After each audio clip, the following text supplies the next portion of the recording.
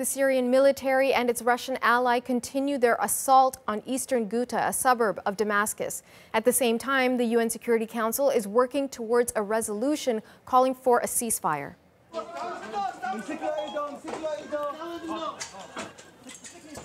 At least 5 people were killed today, and 500 have been killed in the past week. Eastern Ghouta has been under rebel control since the civil war broke out in 2011. This siege is the government's latest effort to drive the insurgents out. It's turned much of the area into rubble and created a humanitarian crisis for people trapped inside that space. A UN Security Council resolution may come to a vote later today calling for a ceasefire and delivery of aid. But Russia calls the idea of a ceasefire unrealistic. For more on the diplomatic maneuvering and what's driving it, here's CBC's Dominic Velitis.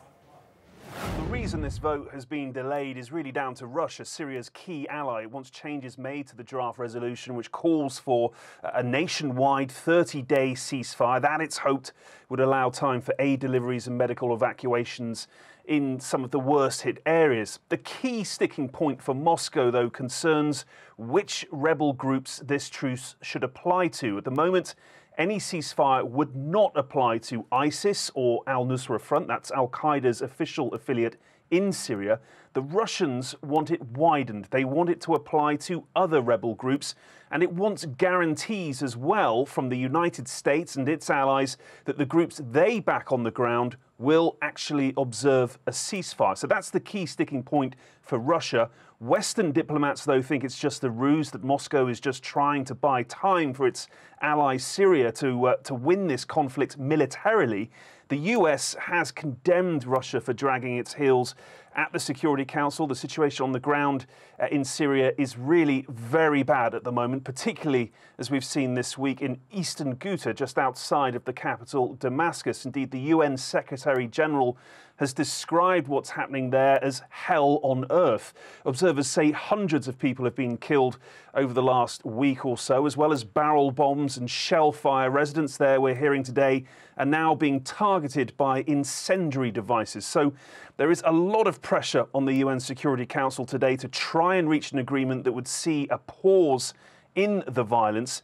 But as well as the obvious humanitarian situation on the ground, the French are warning that if a truce is not reached, there could be serious implications for the United Nations itself. There is, the French say, a real risk that the Security Council could now lose all credibility in the eyes of the world if it fails to get this truce organised. Dominic Velitis, CBC News, London.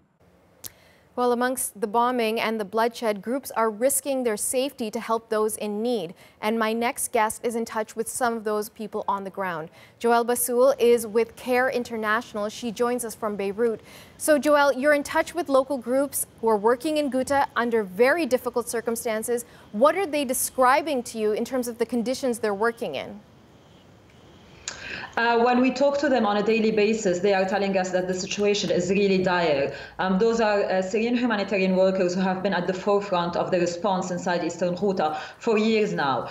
So the groups that CARE supports, the organizations that we support, they have stopped working and delivering aid for a week now, and even longer for some of them.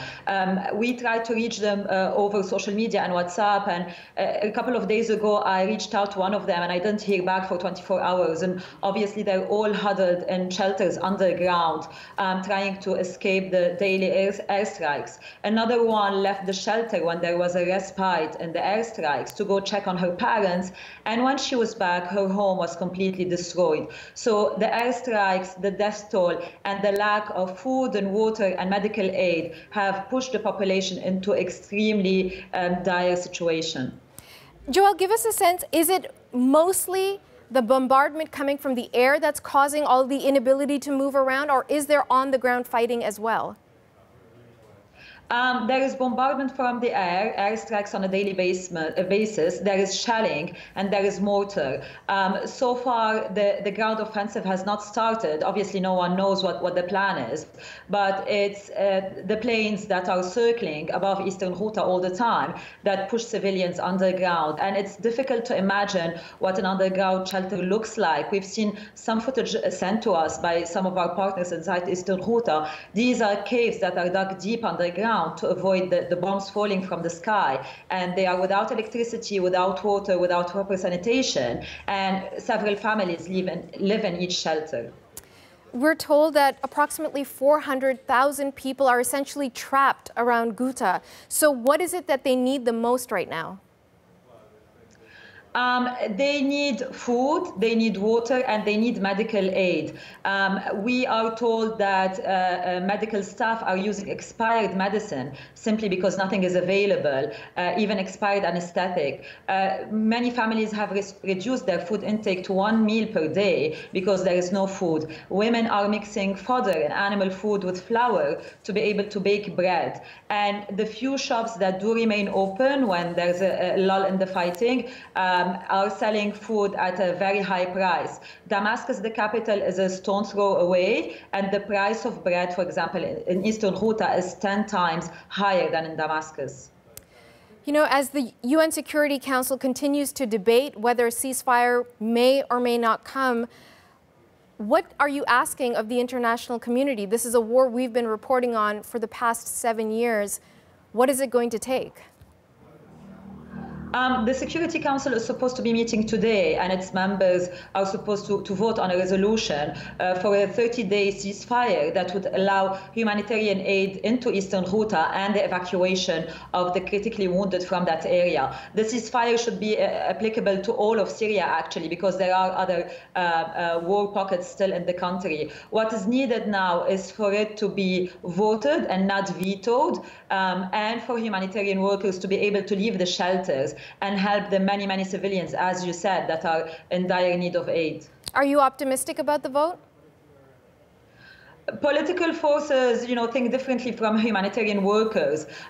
We are sitting here in the region. We hear terrible stories on a daily basis.